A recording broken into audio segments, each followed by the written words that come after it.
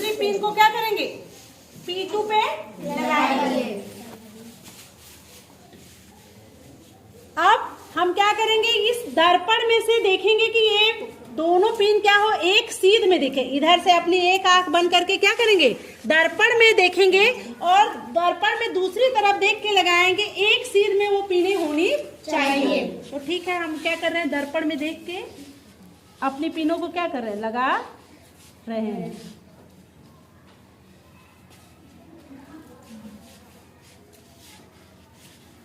और दोनों पिनों के सीध में ही दूसरी तरफ वो पिने क्या होनी चाहिए, होनी चाहिए। ठीक, अब हम एक और पिन लेंगे, उसको भी इसी तरह लगाने की कोशिश करेंगे ताकि चारों पिनों को दर्पण में देखने पे हमें एक सीध में दिखे। ठीक है, देख रहे हो सारी पिने क्या हो रही है, एक सीध में दिख रही है। दिख रही है कि नहीं, इधर से आके देखो अपनी एक आंख बंद करके कि सारी पिने हमको एक सीध में दिख रही हैं। दिख रही है। अब हम क्या करेंगे, इन पिनों को हटा देंगे, हटा के वहां पे बिंदु लगाएंगे और इस बिंदु को किससे मिलाएंगे, अभिलंब से। किससे मिलाएंगे, अभिलंब से। मिला दिए। तो अभिलंब से मिलाने पे भी यहाँ पे एक कोण बन रहा है ना।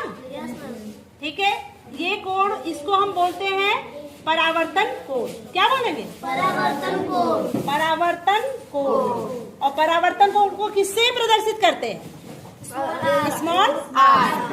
अब आपने ये देखा, आपने पढ़ा है कि आपतन कोण का मान परावर्तन कोण के बराबर होना चाहिए। हमने कितना डिग्री का कोण लिया था, 60। तो ये भी कितना होना चाहिए, 60। तो हम इसको अब अपने प्रोटेक्टर की सहायता से नापेंगे कि क्या ये जो परावर्तन कोण बना है वो 60 डिग्री का है या नहीं है। तो देखिए आपका परावर्तन कोण 60 डिग्री का है कि नहीं। यस। यहाँ पे हमने आपतन कोण कितना लिया था, 60। तो परावर्तन कोण भी कितना का है, 60 डिग्री से। यानी ये घटना सही है, ये प्रैक्टिकली आपने सिद्ध किया कि आपतन कोण किसके बराबर होता है, परावर्तन कोण के। अब हम इस पे रेज डाल के देखेंगे। कौन सी रेज, लेजर लाइट, यानी आपतित किरण करके इसको क्या करेंगे, देखेंगे। इसको ऐसे खड़ा करिए बेटा, इस पे लगा दो, ऐसे लगा।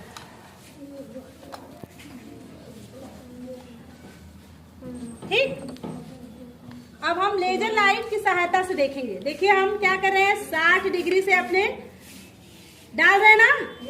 तो परावर्तन कोण जो हो, परावर्तन किरण दिख रहा है आपको। यस। परावर्तित किरण कहाँ से गुजर रही है, परावर्तन कोण से गुजर रही है ना। यस। अगर हम 60 डिग्री से डाल रहे हैं तो परावर्तन कोण भी कितना आ रहा है, 60। यानी आपतित किरण अगर हम 60 डिग्री से डाल रहे हैं तो परावर्तित किरण कितने डिग्री से गुजर रही है, 60 डिग्री से ही गुजर रही है। इसका मतलब ये सिद्ध हुआ कि आपतन कोण परावर्तन कोण के बराबर होता है।